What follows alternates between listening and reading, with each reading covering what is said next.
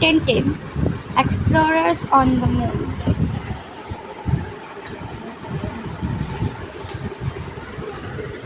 The first manned rocket, bound for the moon, has just been launched from the Forged Atomic Research Center in Siberia. On board are Tintin's snowy Captain Haddock, Professor Calculus, and the engineer Frank Wolf. At the center, intense efforts are being made to establish radio contact with the rocket's passengers out in space. Tintin and his friends have fainted from the acceleration on launching. Their recovery is anxiously waited. The wireless masts stand sentinel in the night sky, but they receive no message. This is Earth calling moon rocket. Are you receiving me? Earth calling moon rocket. Suppose we've made a mistake in our calculations. That would be appalling. Earth calling moon rocket. Earth calling. Meanwhile, unknown to the centers, others far away are also listening in. Earth calling moon rocket by Lucifer. It's a bad blow for us if they're all dead.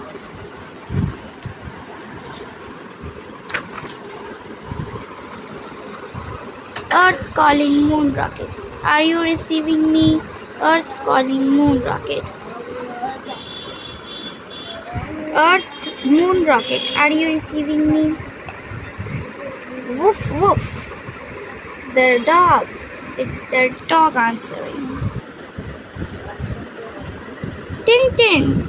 Tintin, wake up! Ah, he's here now. Snowy, do you want to? Why, what's happened to me? Oh yes, the launching and that frightful crushing sensation. I was well and truly knocked out. Earth calling moon rocket. Are you receiving me? Earth! It's Earth calling us. Moon rocket calling Earth. This is Tintin here. I've just come round. I'll go and see how the others are. I'm very well, thanks. But you aren't seriously trying to make me believe we're on the way to the moon, are you? Moon rocket to Earth. The captain has just come round. Oh, and there's the professor recovering. And Wolf too. So we're all safe and sound. What is our position, please? Earth to moon rocket.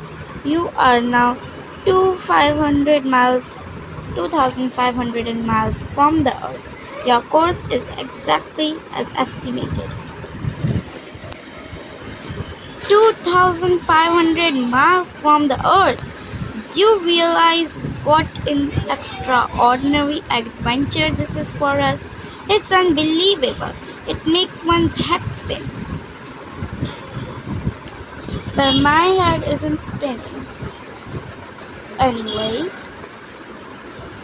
this whole thing is nothing but hocus pocus, jiggery pokery. You're just acting the, you're trying to pull my leg again. So you ducked my word, eh? Well, you come up with me. Golly, look over there. Oh, so here you all are. Whatever happened? An earthquake? Where in heaven's name have you sprung from? From the hold, we decided to inspect the rocket before it goes. What's the time? The time? It's 2 o'clock in the morning. Good, and the launching is set for 1:34, so we have plenty of time. Plenty of time? My poor friends, the rocket left the Earth half an hour ago. We are on our way to the moon. Ha ha ha. Ha, that's a good one. Always ready for a laugh, Professor. To be precise, ha ha ha. Earth to moon rocket. You are now 5,000 miles from the Earth. Your velocity is 6.9 miles per second. This is a joke, isn't it? You're just trying to frighten us. The launching really was fixed for 1:34 a.m.? Yes, not 1:34 p.m. Oh, really? I don't know. 1:34 a.m., not 1:34 p.m. It's Scotland Yard. We thought it was 1:34 in the afternoon. Moon rocket to Earth. We have sensational news. The two Thompsons are on board. They decided to spend the night in the rocket, thinking the launching was at 1:34 in the afternoon. But this creates a grave problem. We assessed our oxygen supplies for 4 people. Now we have 6 on board, not counting Snowy. Will our oxygen last out? You hear that, you brontosaurus? All this because at your age, you don't know the difference between 1:34 am and 1:34 pm. Anyway, I must go up and take control from the automatic pilot. Listening barnacles. Then I think that I was forbidden to smoke one single little pipe on the prospect of saving oxygen, the very same oxygen you to come here and gulp down. And stop sniveling like that. You're making carbon dioxide. Thundering typhoons. Goodness knows why I don't chuck you overboard without any further movement. I say, come and look, come and look. What is it? Here, come and look into this stroboscopic periscope. No human being has ever before seen this sight. The Earth, our good old Earth, seen from over 6,000 miles. If we have to die, it's worth it to have seen this. Yes, I expect so. But personally, I'm in no hurry to die if you don't mind. It's a matter of opinion. Now I'm going to take over the control of the rocket. Moon rocket to Earth. This is Professor Calculus. I have taken over control. All's well on board. Blistering barnacles. That's enough mooning. Now do me a favor and take yourselves off. I have important work to do. Go on, hop it. Get moving. And you'd better not come down again till I call you. See? And that's a fact. You need to be alone to study this sort of thing. Now let battle commence. To work, to work. Earth to Moon rocket. You have just attained a velocity of over 8 miles per second.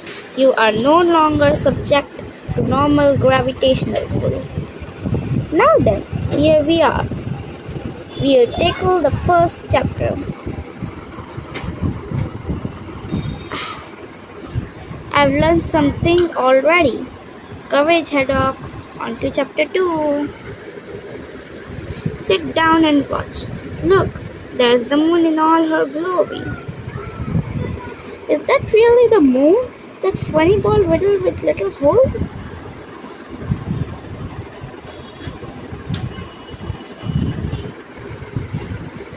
It's amazing. Thompson, come and see this. Mind out, your stick's hooked up. For heaven's sake, don't pull it. Hug! Here's to you, up there.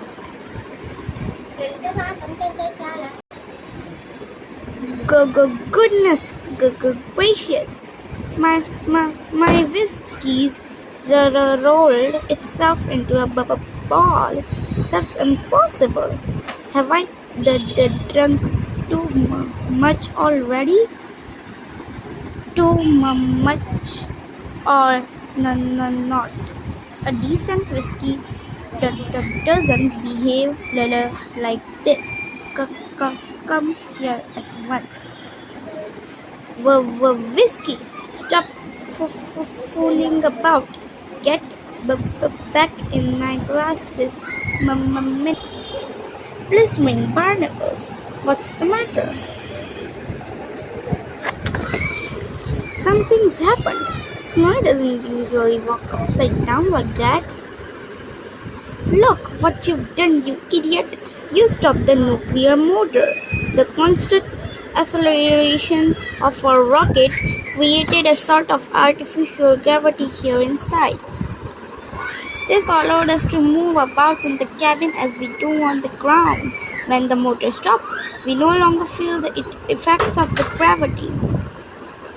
That's why we're floating like this. Please, Professor, not a physics lecture now. We must start the motor again. Wait, I'll try to get to the controls. If I touch you, Snowy, you're it.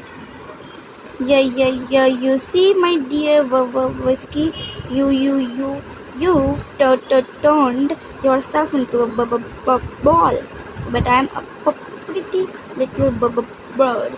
Tweet, Tintin, where are you? Watch out, I'm going to restart the nuclear motor. Hang on. Carry on, we're holding tight. Look, Snowy, I can even glide on my back. This is for fun.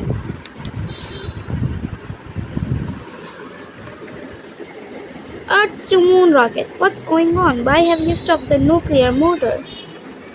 Moon rocket to Earth. One of the two detectives closed the motor throttle. But we've just started her up again. It's funny, we held on very tight. Yes, but what to? To be on the safe side, I'm issuing everyone with magnetic sole boots. The professor's right. If the nuclear motor stops again for any reason, these soles will hold us down to the cabin floor. Then we shan't float about like balloons. Unless I'm dreaming. There's Adonis. Who's Adonis? A friend of yours living near here?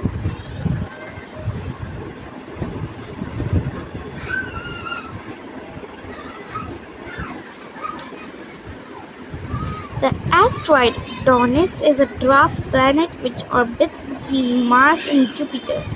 It is a rock like Mars, with about a mile in diameter. Take my place and watch. I'll put on my boots, but for goodness sake, don't touch anything. That's that. But how do you account for one pair left over? Has someone not put on his boots? Crumbs, it's the captain. He stayed below. I'll take them down to him. Hello, Snowy boy. Did you get very bumped about? So there you are, Tintin. If only you knew what happened. And the captain? Where's the captain? Hello? What's that piece of paper there on the table? Quick, Snicks is fantastic. He's gone out of his mind. Quick, the professor must see this. Goodness, how lucky we put these boots on. The motor stopped again. What's the matter this? Moon rocket to Earth. For some unknown reason, the outer door has just opened. The nuclear motor stopped automatically. I'm going to see why. Here's the answer. Read this note I just found on the table on the deck below. I'm fed up with your rotten rocket. I'm going home to moon.Part. Signed, Haddock. Goodness gracious, then it was he who? Has he gone mad? Mad? No, I think he's just soaked himself in whiskey. In any case, we must look for him. If you agree, I'll put on my spacesuit and go out myself. Of course. Moon rocket to Earth. The captain has just suddenly taken it into his head to slump out of the rocket. Tintin has gone out as well to try and help him. Ah, there he is. Hello, Captain. Hello, can you hear me? Cuckoo, it's me. Of course I can hear you. Can you hear me? Tweet, tweet, tweet, tweet. You see, I've turned into a little chaffinch. Hello, Professor. Tintin calling. I can see the captain. He's floating about 10 yards from the rocket, going at the same speed as ours. I'll do all I possibly can to get him back on board. All right. Me? Back on board? Your beastly flying Krieger? No, never in my life. I'm off home to moon.Part. But Crumbs, that can't be true. But it is.